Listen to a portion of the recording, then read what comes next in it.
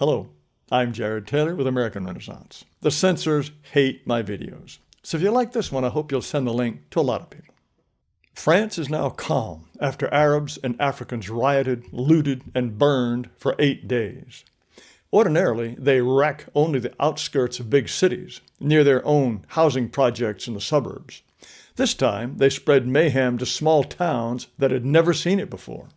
There was violence in no fewer than 500 cities, towns, and villages. The police counted more than 2,500 buildings attacked, including 250 schools and 209 police stations.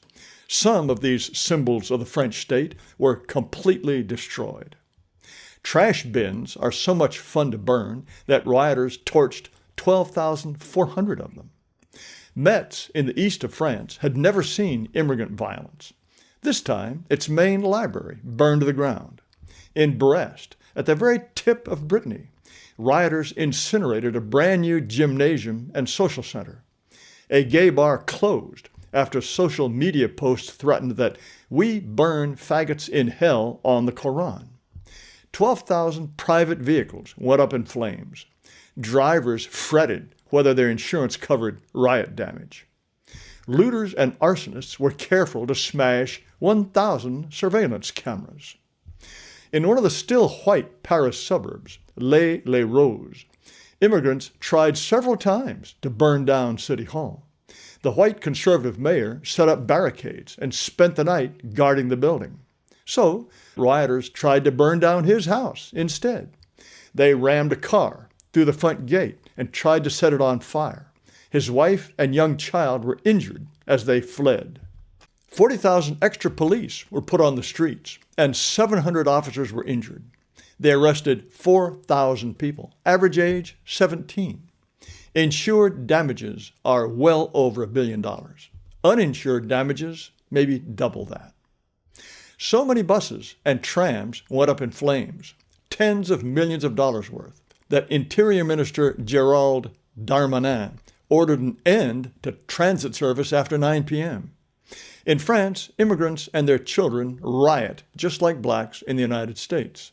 France had its first race riot in 1979, and there were especially nasty ones in 2005, 2009, and 2017. In the 1990s, immigrants started celebrating New Year's Eve by burning the cars of French people. Police add extra patrols and drivers garage their cars, but about 1,000 still go up in flames every year. Last year's headline was 874 cars were torched in France on New Year's Eve, fewer than in previous years. So what touched off this year's festival? A police stop. At 7:55 in the morning of June 27th in the Paris suburb of Nanterre, 2 motorcycle cops saw a brand new yellow Mercedes-Benz speeding in a bus lane.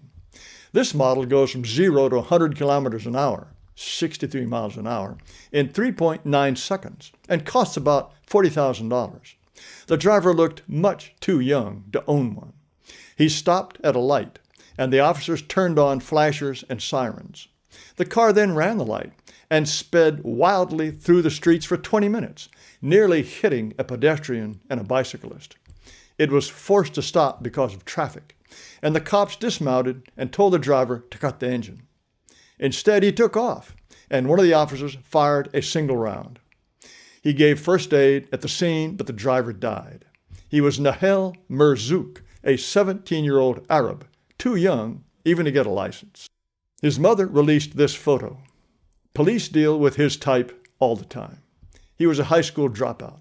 He never knew his father. He was known to the police for resisting officers 5 times just since 2021.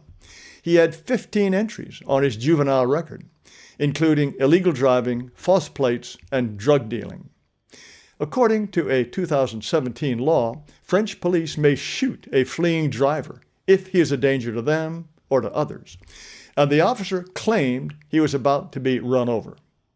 Bad luck for him, a video turned up showing the moment he fired, and the Mercedes is clearly not about to hit him. Merzouk's mother started calling for a revolt for my son, and Arabs answered the call. Mom, seen here, has become a media personality and grand marshal for demonstrations. Here you can see the demonstrators. Unlike in the BLM movement in the U.S., whites have not taken to the streets for Merzouk. Even before the video came out, Merzouk's grandmother showed up at the accident scene, where police overheard her saying, "The two policemen will not escape. I will cut the throats of those who shot my grandson. There is a terrorist who will catch them all." So it's a dreary tale. A police officer risks his neck chasing a speeding car for 20 minutes. He finally catches the young thug in what's bound to be a stolen car, who then takes off on what could be another 20-minute chase. The officer fires in frustration and cooks up an excuse before an awkward video appears. The country goes up in flames. The officer is charged with murder, and we have just seen what will happen if he doesn't get a very stiff sentence. This is the terrible plight of every white society that must deal with a hostile, crime-prone, non-white minority. Would the officer have shot a white boy? I don't know. But Mama does. He saw the face of an Arab, a little kid, and wanted to take his life. The UN knows too. This lady, Ravina Shamdasani, has never lived in France, but she is brown and went to college in the United States. So she knows by intuition that this is a moment for the country to seriously address the deep issues of racism and discrimination in law enforcement. The BBC scraped up non-white activists in France to say that the police are too white.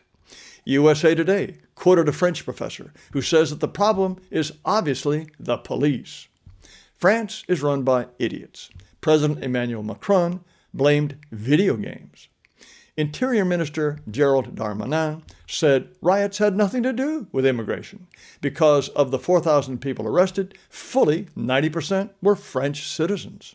Bruno Retailleau, who leads the conservative opposition in the Senate, shot back that, sure, they're French citizens, but for second and third generation immigrants, there is a kind of regression to their ethnic origins.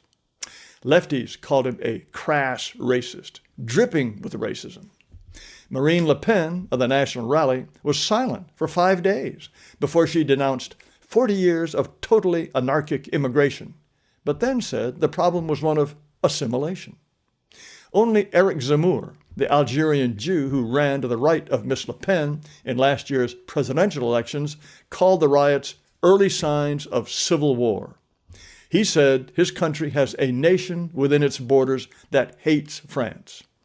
He insisted that France cut immigration to zero, end birthright citizenship and family reunification, and deport all delinquents and criminals, as well as any non-citizen on the dole for more than 6 months. Too bad young Marzouk was killed, he said, but being shot by the police is an occupational hazard for a thug.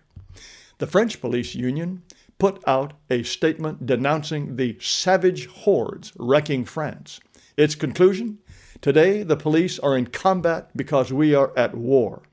We put the administration on notice that tomorrow we become part of the resistance. The French have livelier debates than we do. But which way will they go?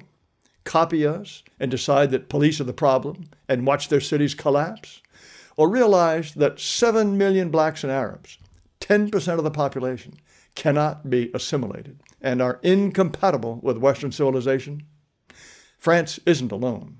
The US, Britain, Sweden, Germany, Canada, all have seen enough to know the horrors of multiracialism, but do nothing. Let's hope at least the East Europeans, who still have white countries, are paying very close attention. Thank you for watching. I invite you to subscribe to this video channel. Maybe even give this video a thumbs up. And you could come visit amren.com, AMREN.com. You'll find videos, podcasts, a lot of discussions that I think will interest you very much. But again, thanks so much for watching.